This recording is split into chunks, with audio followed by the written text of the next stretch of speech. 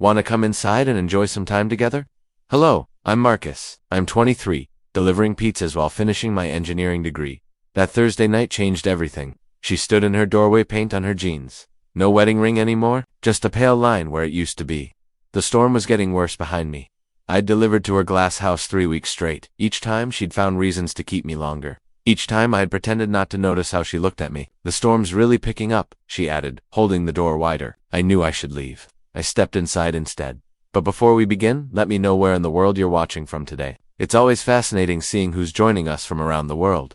Thunder rumbled in the distance as I pulled up to the modern glass house, its clean lines cutting against the stormy sky. The Riverside district always felt different from the rest of my delivery route. Newer money, bigger windows, deeper shadows between the homes. My phone's GPS chimed. "You have arrived at your destination." I grabbed the paper bag of takeout and jogged to the door, feeling the first heavy drops of rain hit my shoulders. The doorbell echoed somewhere inside the house. Through the glass panels, I caught glimpses of artwork on the walls, splashes of color that seemed to move in the growing darkness.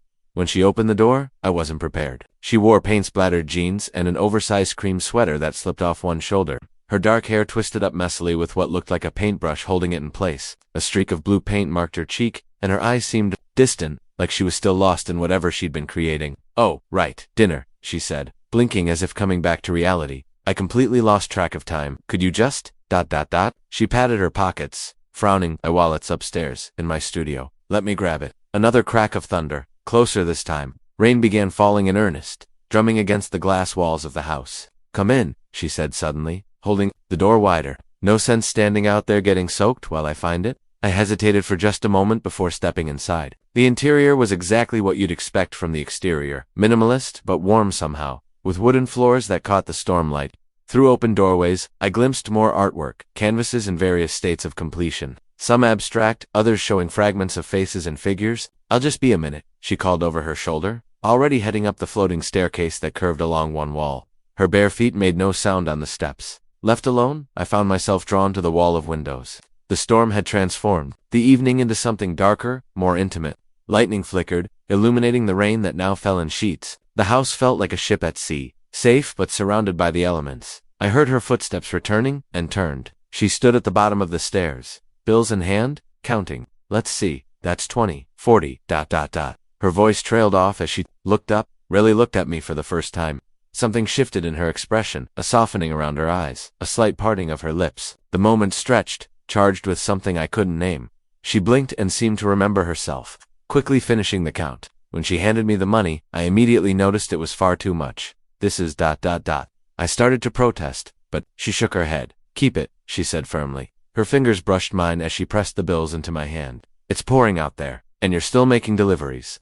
"That's very kind, but please," she said softly. The word held something, more than just insistence about the tip. Our eyes met again, and I felt that same indefinable tension, like a conversation happening without words. The rain drummed against the windows. Thunder rolled overhead. Neither of us moved for a long moment, caught in whatever this was, kindness, or connection, or something else entirely beginning to take shape in the storm dart room. I spent the next week in a daze replaying that moment in her stormlit entryway. The way she'd looked at me, really looked at me, kept surfacing at odd moments during lectures, while doing laundry, as I stared at my engineering textbooks, trying to focus on thermodynamics instead of the memory of rain against glass. My other delivery shifts passed in a blur.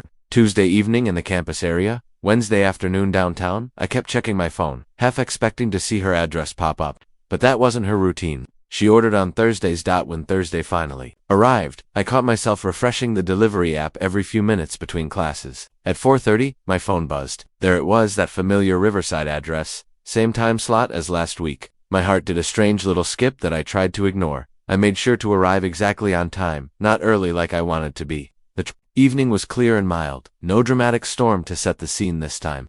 The glass house looked different in regular twilight, more open, less mysterious. But somehow that made me more nervous, not less. I smoothed my shirt before ringing the bell, then immediately felt foolish for doing so. It was just a delivery, just another stop on my route. Just the door opened, and there she was, already smiling, like she'd been waiting.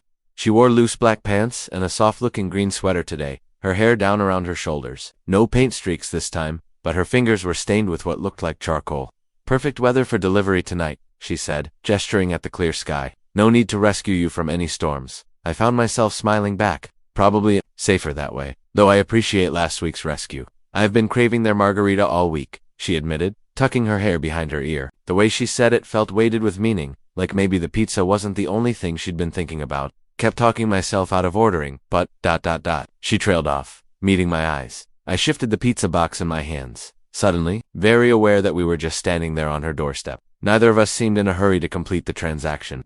"How was your week?" she asked. "Engineering class is going well." The fact that she remembered that detail from our brief interaction last week did something warm to my chest. "They're going okay? Lots of thermodynamics lately. It's probably not as interesting as whatever you're working on." I nodded toward her charcoal-stained hands. She glanced down at her fingers and laughed. "Oh, just sketching, nothing special. Though I do find thermodynamics fascinating, the way energy moves and changes, how everything's connected." She pulled out her wallet, but her movements were unhurried. "Do you enjoy it?" "The engineering program. I do, actually. It's challenging, but I like solving puzzles, figuring out how things work." I was conscious of time passing, other deliveries waiting in my queue, but the way she leaned slightly against the doorframe, asking questions like she genuinely wanted to know the answers, it made it hard to step away. She seemed to sense my dilemma. Her expression shifted, becoming slightly more hesitant. "You probably need to get back to your route," she said, finally holding out payment for the pizza. Then, just as I reached for it, "Would you like some water first, before the dinner rush?" The question hung in the air between us. We both knew it was more than just an offer of water. It was an invitation to step inside again, to cross that threshold, to acknowledge that whatever was happening here wasn't just about pizza delivery. I held the pizza box. She held the money, and neither of us moved. The clear twilight wrapped around us as I tried to decide what to say. "I'd love some water, thanks." The words came out before I could overthink them. She smiled and stepped back, gesturing for me to follow. I set the pizza box on her kitchen island, trying not to stare too obviously as she moved through the space. There was something mesmerizing about the way she navigated between the stainless steel fridge and dark wood cabinets, like she was dancing to music only she could hear. "I've been stuck in the studio all day," she said, reaching for a glass. "This commission is driving me absolutely crazy. The client keeps changing their mind about the color palette." She shook her head, dark hair falling across her face. "First they wanted autumn tones, then ocean blues. Now they're thinking about metallics. ... Through the doorway behind her, I could see into what must be her studio. Large canvases leaned against the walls, some blank, others alive with swirls of color. Half-finished sketches were pinned everywhere. The space had an energy to it, like creativity itself had taken up residence. "That sounds frustrating," I said, genuinely sympathetic. "Having to restart multiple times." She filled the glass with filtered water from the fridge. "It's part of the process, I suppose. But enough about my artistic drama." She turned toward me, curious. "Tell me more about this senior project you're working on." "Something about sustainable energy systems."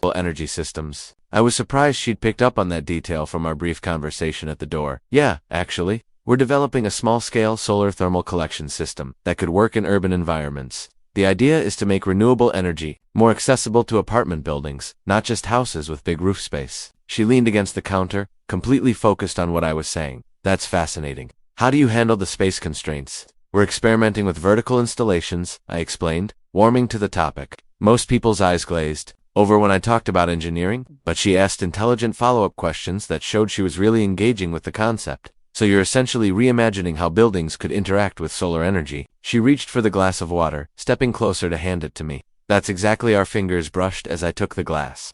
A small touch, barely anything at all, but neither of us pulled away immediately. We both looked down at where our hands were almost but not quite touching. The glass between us, catching the last of the evening light. Time seemed to slow down, stretch out like honey. I could hear my heart beating in my ears, could smell something floral, her shampoo maybe, or perfume. The kitchen felt suddenly smaller, more intimate. The spell broke when my phone buzzed aggressively in my pocket. We both startled slightly, and she drew her hand back with a small laugh that sounded a bit shaky. I pulled out my phone to see the next delivery address pop up on my screen. Reality rushed back in. I was still on the clock, still had other customers waiting. "I'm sorry," she said, though her expression suggested she wasn't sorry at all. "I didn't mean to keep you so long." There was something in her voice, a warmth that made me want to ignore the phone and stay right here in her kitchen, talking about solar panels and art commissions until the sun went down completely. But I couldn't. "I should get going," I said, reluctantly finishing the water in a few quick sips. "Thank you for ... I gestured vaguely, not sure how to end that sentence. "For the water, for listening, for making a simple delivery feel like something more." She just nodded, like she understood. All the things I wasn't saying. Back in my car, I sat for a moment before starting the engine. The glass house glowed softly behind me, and I could still feel the ghost of her fingers against mine. Was I imagining things? reading too much into small moments and casual conversations, but Thursday nights had taken on a new significance, and somehow I didn't think I was the only one feeling it. I looked at my phone, 3 more deliveries waiting. With a deep breath, I turned the key and pulled away from the curb, already wondering what next Thursday might bring. I started rearranging my life around Thursday nights. When my study group suggested meeting then, I made excuses about a job commitment. When my sister called about family dinner, I shifted it to Wednesday. Everything else became negotiable. Only Thursdays stayed fixed. 2 more weeks passed, each Thursday bringing me back to the glass house. Our conversations stretched longer each time, evolving from quick exchanges on the doorstep to lingering talks in her kitchen. She'd gesture toward her studio while describing her latest project, and I'd find myself drawn into her creative space like a moth to flame. The restaurant manager noticed her specific requests. "She keeps asking for you," he said one evening, eyebrows raised as he handed me the delivery bag. "Says you're the only one who doesn't get lost finding the place." We both knew that wasn't the real reason, but I appreciated the cover story. In her kitchen, over cooling pizza and glasses of water, our lives began unfolding in small revelations. She told me about her divorce, how she'd moved to Riverside 6 months ago to start fresh.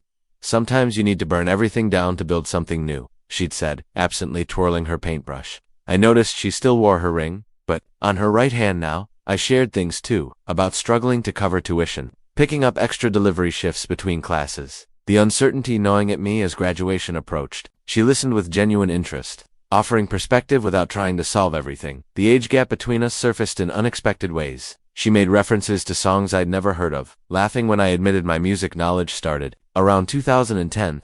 I showed her how to fix her phone's notification settings, and she teased me about making her feel technologically ancient. But these differences didn't create distance. If anything, they made our conversations richer. She'd tell stories about concerts I was too young to have attended, and I'd explain memes that made her shake her head in amused confusion. Each contrast highlighted something interesting about the other person. On the 3rd Thursday, I was checking my delivery queue when a text from the restaurant popped up. My pulse quickened when I saw her address, but this time there was an additional note. Customer requested same driver if possible, needs assistance moving canvas. Will compensate for extra time. I stared at those words longer than necessary, reading between the lines. She could have hired actual movers, could have asked a friend. Instead, she'd created this excuse to extend our usual brief encounter into something more substantial. The implications made my hands slightly unsteady as I drove toward Riverside. 3 weeks ago, I'd been a random delivery driver on her doorstep. Now I was someone she specifically requested, someone she wanted to spend more time with. The shift felt significant, thrilling, and just a little dangerous. My phone buzzed again, with another message from the restaurant. Customer confirms extra tip for canvas assistance. Okay to stay 15 to 20 min after delivery. I texted back a quick affirmative, trying to keep my thoughts professional. This was just helping someone move a heavy object. The fact that it was her, that she'd engineered this reason for me to stay longer, that didn't have to mean anything. But as I pulled onto her street, watching the glass house come into view, I knew I was lying to myself. Every Thursday had been building to something, each conversation drawing us closer. Each shared laugh or lingering look adding another layer of connection. The sun was setting behind the house, making the windows glow amber. I parked in my usual spot, grabbed the pizza bag, and took a deep breath. Whatever happened next would push us past the safety of casual delivery interactions into something undefined. My phone lit up with one final message from the restaurant. Customer says use studio entrance on side of house. I stepped out of the car into the warm evening air. Fully aware that tonight would be different from all our previous Thursdays, she was waiting in the doorway when I rounded the corner, pizza bag in hand. Something felt different immediately. Her usual easy smile, replaced by an almost nervous energy. She'd changed into clean jeans and a soft gray sweater, her dark hair falling loose around her shoulders, instead of twisted up with paint brushes. "Hi," she said softly, stepping back to let me in. "Thanks for coming." I followed her through the familiar entrance, noticing right away that the supposedly troublesome canvas was already propped against the far wall, not only moved, but perfectly positioned. My heart picked up speed as I realized what this meant. She took the pizza, set it aside, and turned to face me. "I should probably admit something," she said, tucking her hair behind her ear. "I don't actually need help moving anything. I wanted to show you something, if you have a few minutes." The way she asked made it clear she was genuinely uncertain about my response, as if I might say no, might choose to maintain the safe distance of delivery driver and customer. As if Thursday nights hadn't become the axis my whole week turned on. "I'd like that," I said simply. Relief softened her features. She led me down the hallway I'd only glimpsed before, into her studio space. The room took my breath away. Massive skylights flooded everything with natural evening light, turning the white walls golden. Easels and tables created islands in a sea of hardwood floor. each surface holding projects in various stages of completion. But what drew my eye was the massive canvas dominating the far wall. The painting she'd been struggling with for weeks stood finished, an abstract storm breaking apart, light piercing through layers of darkness. The longer I looked, the more I saw. Texture built up in sweeping gestures, delicate lines threading through heavy shadows, hints of color emerging like dawn through rain clouds. "This is what's been keeping me up at night," she said, professional, confidence returning to her voice. I'd been blocked for months, just staring at blank canvases. Nothing felt right. She paused, glancing at me. "Until that first Thursday night, when you showed up in the middle of that storm. I remembered the rain starting, as she'd invited me inside. The way the storm had intensified while she was upstairs getting her wallet. Something about that evening broke through. Everything about that evening broke through." She moved closer, to the canvas, gesturing at specific areas. "See how these darker elements are from Spania? That's what happened to my creative block. And these lighter sections pushing through. That's what it felt like when inspiration finally returned." I stepped nearer, studying the intricate brushwork she was pointing out. Her perfume mingled with lingering traces of paint thinner, an oddly appealing combination I'd come to associate with her studio. We were standing close enough that I could feel the warmth radiating from her arm when she reached past me to indicate. "Another detail. The technical term for this technique is impasto," she explained, her voice soft beside my ear. "Building up layers of paint to create physical depth, but I was also working with metaphorical layers, past and present, darkness and light, ending and beginning. The proximity was making it hard to focus on technique. All I could think about was how Thursday nights had become the highlight of my week, how I measured time between these moments in her presence." The words slipped out before I could second-guess them. "I look forward to Thursdays more than any other day now." She went still beside me, then slowly turned to face me fully. Her expression was serious, searching, looking for something in my face that would tell her if she'd heard what she thought she'd heard, if I'd meant what she hoped I meant. We stood there in the golden evening light, surrounded by her art, hovering on the edge of something neither of us had dared name yet. I watched her process my words, noting how her shoulders tensed slightly, how she drew in a careful breath. The evening light caught in her dark hair as she took a small step back, creating just enough space to think clearly. "I've been trying to make sense of these Thursday nights too," she said finally, her voice soft but steady. "But there are things we need to acknowledge before." She gestured vaguely between us, searching for the right words. "Tell me," I said, staying where I was, giving her the space she seemed to need. She moved to lean against her work table, arms crossed, not defensively but as if holding herself together. "I'm 15 years older than you," she began. "You're just starting out, brilliant and full of potential, working on your degree, figuring out what you want from life." She shook her head slightly. "I'm established in my career, divorced, dealing with all the baggage that comes with that." I wanted to interrupt, to tell her none of that mattered, but something in her expression asked me to listen, to let her get this out. "The last thing I want is to be someone who takes advantage," she continued. "Someone who mistakes kindness for interest, who reads too much into simple moments because they're lonely, or," she trailed off, looking down at her paint-stained hands, "because they're drawn to someone they shouldn't be." The vulnerability in her voice made my chest ache. I wanted to cross the room, to show her how wrong she was about taking advantage of anything, but I stayed still, respecting her need to work through this. "Every time you arrive, I tell myself to keep it professional, to stop finding excuses, to talk longer, to stop requesting you specifically for deliveries." She smiled slightly, ruefully.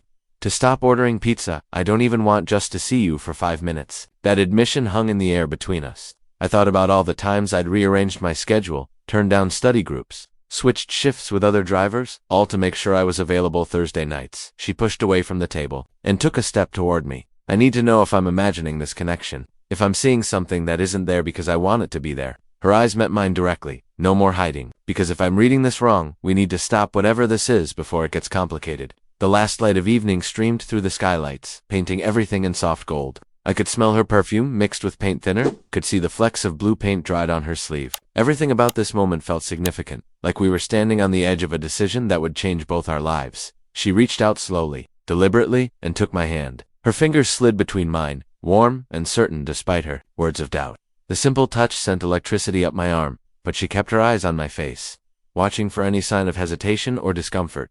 I knew what she was doing, giving me an out, a chance to step back and keep things uncomplicated. I could easily disentangle our fingers, make a joke about getting back to my delivery route, preserve the safe distance between customer and driver. It would be the sensible thing to do. Instead, I squeezed her hand gently and met her questioning gaze. "You're not imagining anything," I said quietly. "Not the connection, not the way I look forward to seeing you, none of it." I took a deep breath, gathering my courage. "I've been thinking about all those things too," I said, watching how our hands fit together. Every week between Thursdays feels like waiting. I keep questioning whether the age difference should matter more than it does, but then I see you and I paused, wanting to get the words right. Everything just feels real, simple, somehow. She squeezed my hand gently, encouraging me to continue. I understand if you want to keep things as they are, I said, though the words felt heavy, but I can't pretend anymore. I can't act like I don't feel what I feel when I'm with you. The studio fell quiet except for the distant hum of traffic outside. She studied my face for what felt like the longest moment of my life, her artist's eye taking in every detail,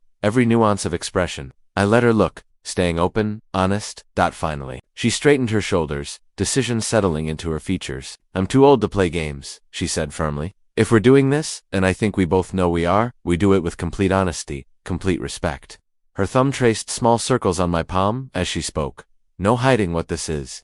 No pretending. It's something casual when we both know it's not. Yes, I agreed immediately, relief and anticipation mixing in my chest. That's exactly what I want. She smiled then, warm and genuine, and tugged gently on my hand. Come with me, she said, leading me from the paint-scented studio into her living room. Floor-to-ceiling windows dominated the far wall, framing the river like a living painting. City lights were just beginning to flicker on across the water, mirroring the first stars appearing above. We sat on her couch, neither letting go of the other's hand. The growing darkness outside made the space feel intimate, protected.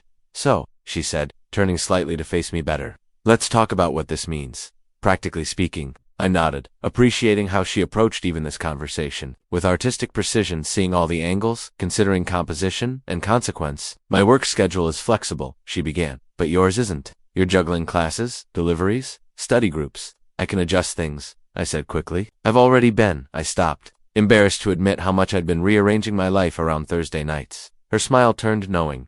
Ben, what? Switching shifts, turning down study sessions, making sure I'm free when you might order. She shook her head, but her expression was fond. That's exactly what we need to talk about. I don't want to disrupt your education or your work. We need to figure out how to do this right. As if on cue, my phone buzzed in my pocket, then buzzed, again and again. Speaking of work, I said ruefully, but didn't move to check the messages. I knew they'd be from my supervisor, probably increasingly angry about missed deliveries. Check it, she said firmly. Remember, honesty, no pretending. Responsibilities don't exist. I pulled out my phone while keeping hold of her hand. The messages were exactly what I'd expected. Where was I? Other drivers covering my route? This was unacceptable. She read them over my shoulder and winced sympathetically. This is what I mean. We need to be smart about this. Deliberate. She shifted closer, her knee touching mine. I want to see you properly, not just stolen moments between deliveries. The steady buzz of incoming messages continued, but her words held all my attention. The way she said properly, see you sent warmth spreading through my chest. This wasn't just about convenience or scheduling. This was about giving whatever was growing between us the space and respect it deserved. You're right, I said, finally letting my practical side engage. I should probably head back now, smooth things over at work. But maybe we could meet for coffee tomorrow. Actually sit down and figure this out. She smiled, and I noticed how the city lights through the window caught the silver strands in her dark hair. I'd like that, she said. Very much.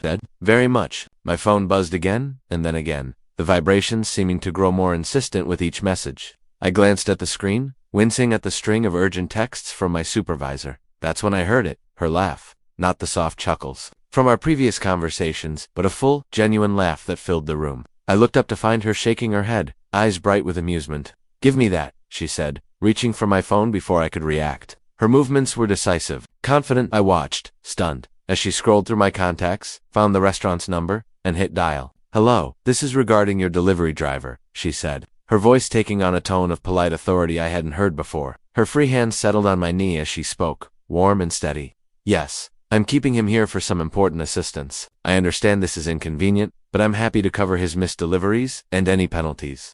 I could hear my supervisor's confused responses on the other end, but she handled each question with calm assurance. Her thumb traced small circles on my knee as she spoke, the gentle motion at odds with her professional tone.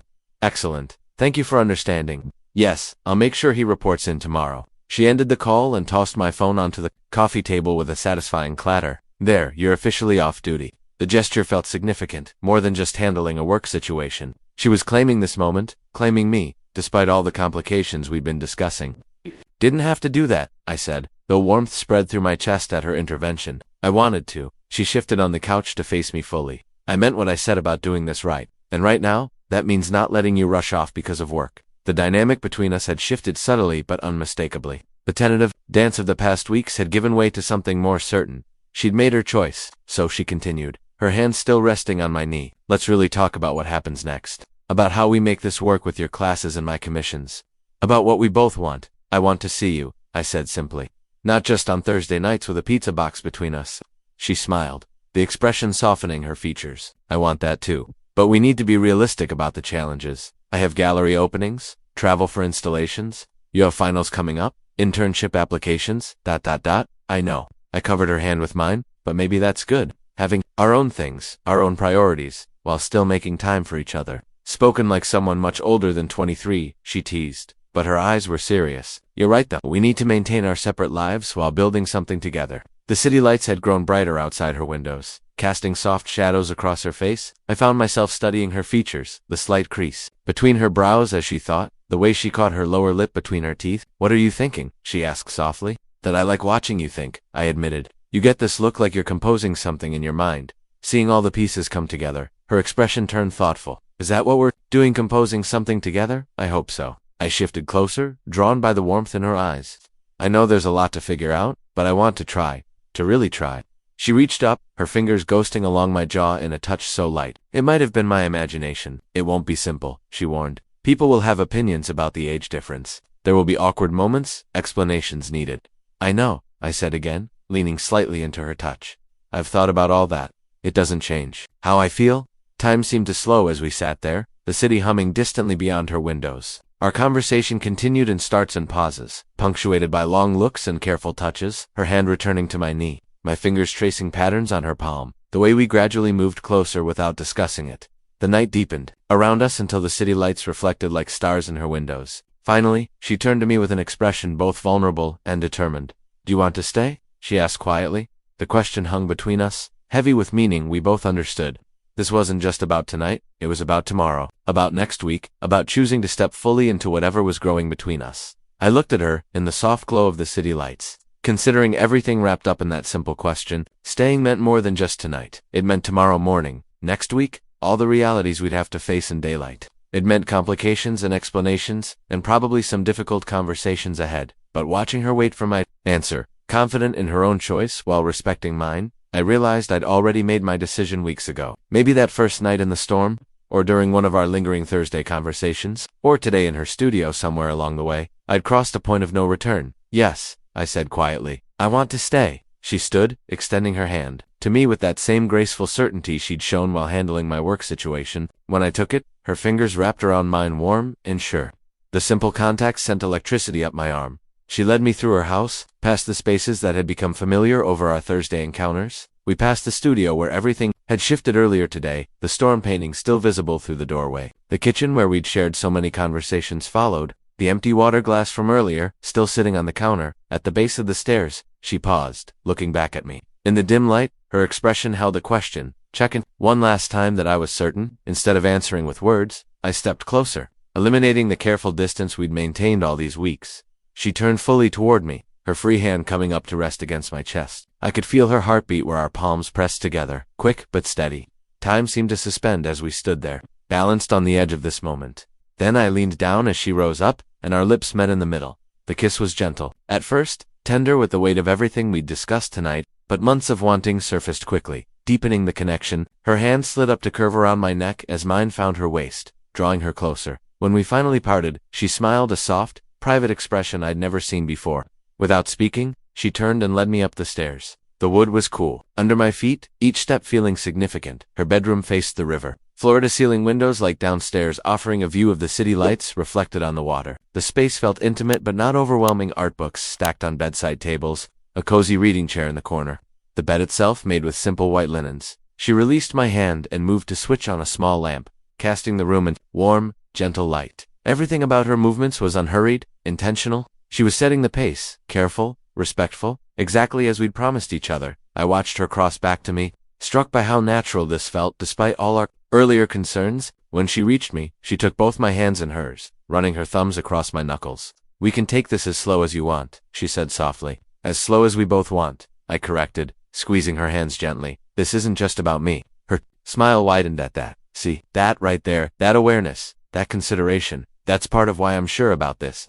About you. I pulled her closer, wanting to kiss her again, but also just wanting to hold her, to exist in this moment we'd created together. She came willingly, fitting herself against me like she belonged there. The city continued moving beyond her windows. But in here, time seemed to flow differently. Each touch, each kiss, each shared breath felt both eternal and fleeting. We moved together with the same careful intention that had marked all our interactions, learning each other slowly. Thoroughly. Between moments of connection, we'd pause, to check in, a questioning look, a whispered, "Is this okay?" Gentle guidance about what felt good. True to our promise, there were no games, no pretense, just honest communication and mutual care. The river caught moonlight outside, casting occasional ripples of silver across her walls. I found myself watching the play of light over her skin, memorizing the way shadows painted her collarbones, how her eyes caught and held the gentle glow. I woke to unfamiliar light streaming through floor-to-ceiling windows, taking a moment to orient myself in the elegant but lived-in space. Art books were stacked in precarious towers on nearly every surface, and one wall was covered in sketches held up by silver pushpins. The morning sun caught the river beyond the glass, making the water shimmer like scattered diamonds. The bed beside me was empty, but warmth lingered in the sheets. A rich coffee aroma drifted up from somewhere below, along with faint kitchen sounds that made this feel strangely domestic. I sat up, running a hand through my disheveled hair as I took in more details: a clay sculpture on the dresser, paintbrushes in a vintage mason jar, photographs of far-off places I didn't recognize. When I went to find my clothes, I discovered my delivery uniform shirt was missing. My jeans were draped over her reading chair though, so I pulled those on and headed downstairs. Following the coffee scent like a beacon, I found her in the kitchen, and the sight made me pause in the doorway. She was wearing my missing shirt like a dress, the hem hitting mid-thigh as she moved between the coffee maker and stove with comfortable certainty. Early sunlight painted everything in warm gold tones, catching in her loose dark hair and making her skin glow. She must have heard my footsteps because she turned, coffee pot in hand, and smiled. There wasn't a trace of awkwardness or morning after regret in her expression, just warmth and something that looked a lot like contentment.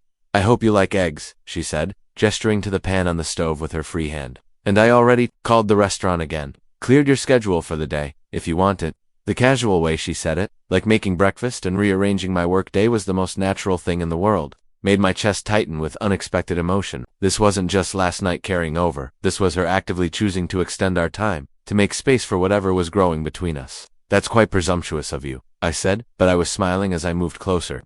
"What if I had morning classes? Do you?" She raised an eyebrow, pouring coffee into 2 handmade mugs, probably pieces from artist friends, each one unique and obviously crafted with care. "No," I admitted, accepting the coffee she offered. "Not on Fridays." She smiled knowingly and turned back to the stove, but I caught her hand first, drawing her closer. She came willingly, fitting herself against me, like we'd been doing this for years instead of hours. The borrowed shirt rode up slightly as she moved, revealing more leg, and I had to remind myself that coffee and eggs were waiting. "Good morning," I said softly, wanting to acknowledge this moment properly. "Very good morning," she agreed, rising up on her toes to kiss me briefly before pulling away to rescue the eggs. I leaned against the counter, watching her plate our breakfast with the same precise movements she used while painting. Everything she did had that artist's attention to detail. The way she arranged the food, how she'd set out cloth napkins instead of paper, even how she'd positioned our coffee mugs to catch the morning light. She handed me a plate and nodded toward the windows. We ended up standing side by side looking out at the river, my free arm around her waist while she leaned back against my chest.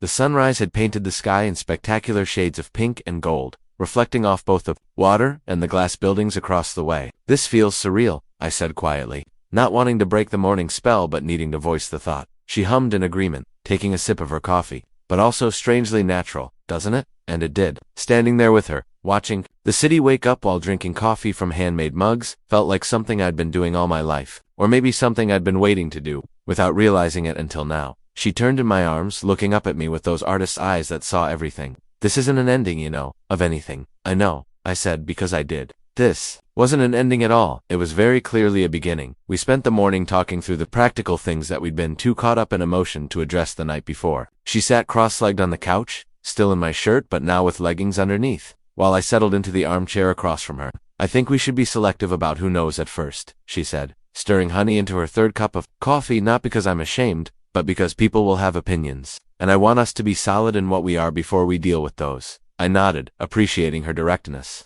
"What about the restaurant? Thursday deliveries?" "That's actually simple," she smiled. "I'll just order from somewhere else on Thursdays. We can make our own plans that don't involve pizza." The way she was already thinking ahead, Making space for this to become something real made me feel more certain about everything. We talked about my class schedule, her upcoming exhibitions, how to balance time together with our separate obligations. She showed me her calendar for the next few months. Gallery openings, commission deadlines, meetings with collectors. This one in March, she pointed to a date, is pretty significant. They're featuring 3 of my larger pieces. She glanced at me. If you'd want to come, of course I would, I said, noting how easily she included me in her future plans. We discussed my graduation in 6 months, potential job prospects, the fact that engineering work could be found in any city. She listened intently as I explained which companies interested me most, offering insights about different neighborhoods when I mentioned local opportunities.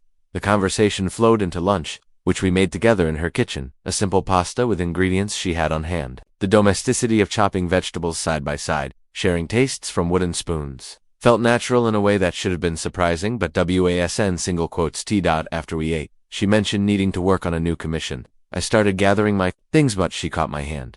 Stay, she said. I'd like you to see how I work, if you want. From the beginning, I retrieved my engineering textbooks from my car while she set up in her studio. Soon we fell into an easy rhythm, me studying on her couch while she stretched canvas across wooden frames, the afternoon light shifting around us.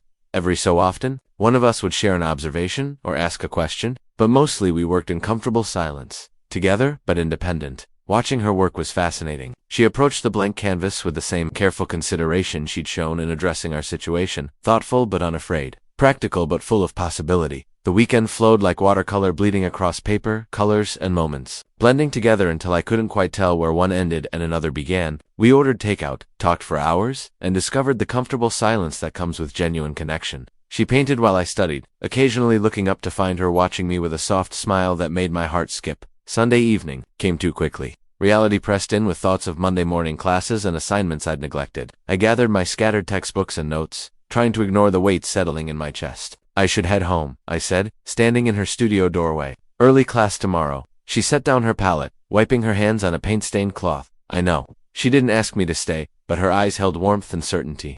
You're welcome here any time, you know? Not just Thursdays. She disappeared into the kitchen and returned with something in her hand. Speaking of Thursdays, she said, holding out a silver key. It's practical really, for when I'm working and can't hear the door. Or whenever.